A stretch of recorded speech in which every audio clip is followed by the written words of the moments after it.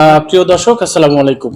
দেশে এবং দেশের বাইরে যারা দেখছেন, এই মুহূর্তে আমাদের ক্যামেরার সামনে দেখতে পাচ্ছেন একজন সুপরিচিত আমাদের আপা, লায়লা আপা।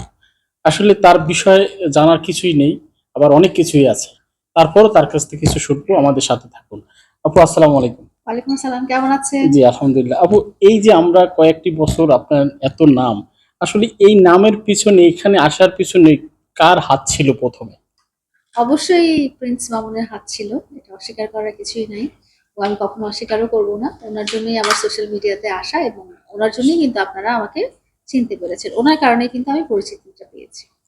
আচ্ছা, এই যে মামুনের বিষয়টা বললেন, মানুষ আসলে কেমন ছিল মামুন? মামুন সবসময় একজন ভালো মানুষ ছিল, আমার ভালোবাসার মানুষ ছিল। আর যেহেতু ভালোবাসার মানুষ ছিল, আমার কাছে তার সবকিছুই ভালো লাগে। এত নাম, এত খ্যাতি পেয়েছেন, আসলে বিভিন্ন জায়গায় আপনি যান, দর্শকের ভিড়, আসলে কেমন লাগে নিজেকে? খুব ভালো লাগে। আমি আসলে এই ব্যাপারটাতে খুব একটা ইনভলভ হতে চাইনি। আমি সবসময় বলে আসছিলাম যে সোশ্যাল মিডিয়া গুলো মামুনের জায়গা, এবং আমি চেয়েছি মামুন যেন অনেক বড় হয়, অনেক বড় ক্যারিয়ার করতে পারে, এবং দুনিয়ার মানুষ, আমি ওকে বলতাম যে আমি দেখবো যে তুমি নাচবা, আমেরিকার বড় স্টেডিয়াম ভর্তি লোকজন টিকিট কেটে তোমার নাচ দেখতে আসবে। আমি মামুনের কাছে এরকম চেয়েছিলাম, তো এটা আমার স্বপ্ন ছিল মামুনকে নিয়ে। আমি যে এত পরিচিতি পেয়ে যাব, এটা আসলে আমার কোনো ক্যারিয়ারও না, আমার পরিকল্পনা করেও আসলে আসে।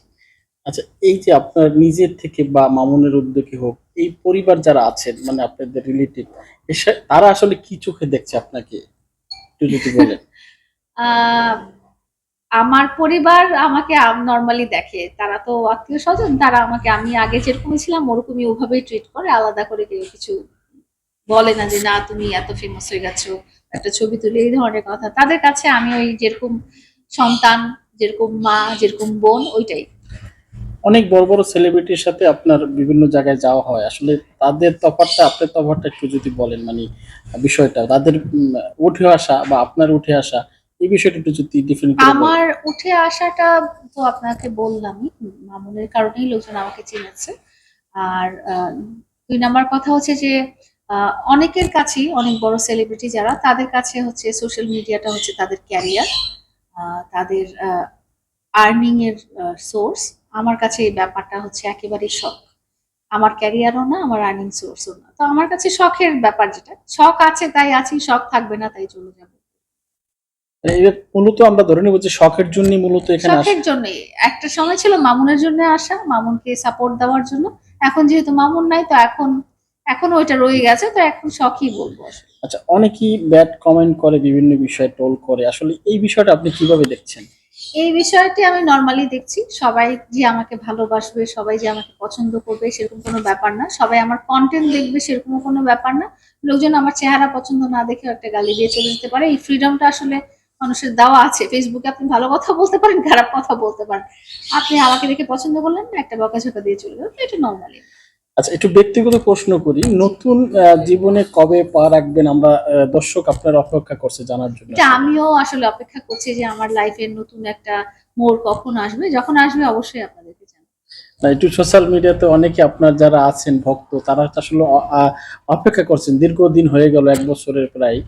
এই টাইমটা আসলে এই বিষয়টা একটু ক্লিয়ার করবেন। এই বিষয়টা আমি আপনার কাছে জানতে চাই যে আমি তো একটা মিডল এজড ওম্যান। হ্যাঁ, আমার এই বয়সে যে আমি আবার নতুন করে একটা কোনো কিছুর মধ্যে জড়াবো, সেটা নাও হতে পারে। আপনারা কি এই প্রশ্নটা প্রিন্স মামুনকে জিজ্ঞেস করেছিলেন যে উনি উনি নতুন করে কবে লাইফের আহ একটা নতুন মোড়ে যাবে, এটা জিজ্ঞেস করেছিলেন? না, তাকে বলা হয়েছে তার সময় হলে সে নিবে, কিন্তু আপনার কাছে প্রশ্ন যে আপনার। আমারটা হচ্ছে কি যে আমার আসলে এই মানে আমি আসলে এত বড় ধোঁকা খেয়েছি লাইফে, আমার এখন কাউকে খুব সহজে এভাবে আর বিশ্বাস হয় না।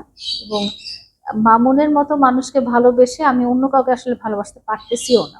কারণ হচ্ছে আহ মামুনের মধ্যে যে গুণগুলো ছিল, এবং মামুন আমাকে যে পরিমাণ খুব ডেসপারেটলি ভালোবাসছিল, ওই রকম ডেসপারেটলি ভালো কেউ বাসে নাই এখন পর্যন্ত আমাকে।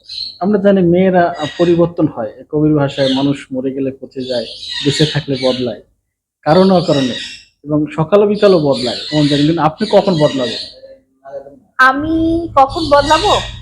আমি কেমন বদলানো জানতে চাচ্ছেন আসলে? মানে নতুন করে আবারও যে মেয়েরা তো অনেক সময় বদলিয়ে যায় নতুন ভালোবাসাটা। নতুন কারো প্রেমে পড়বো সেটা জি জানতে জি জি। চাচ্ছেন? না, ওরকম কোনো মানুষ তো আমার লাইফে আসেনি। যদি আসে তখন আপনারা হয়তো দেখতে পারবেন। না, এখন আর আসারও সম্ভাবনা নাই আসলে। ধন্যবাদ। প্র্যাকটিক্যাল কথা। ওকে আপা, ধন্যবাদ। ওকে, ধন্যবাদ দর্শক, আমরা শুনছি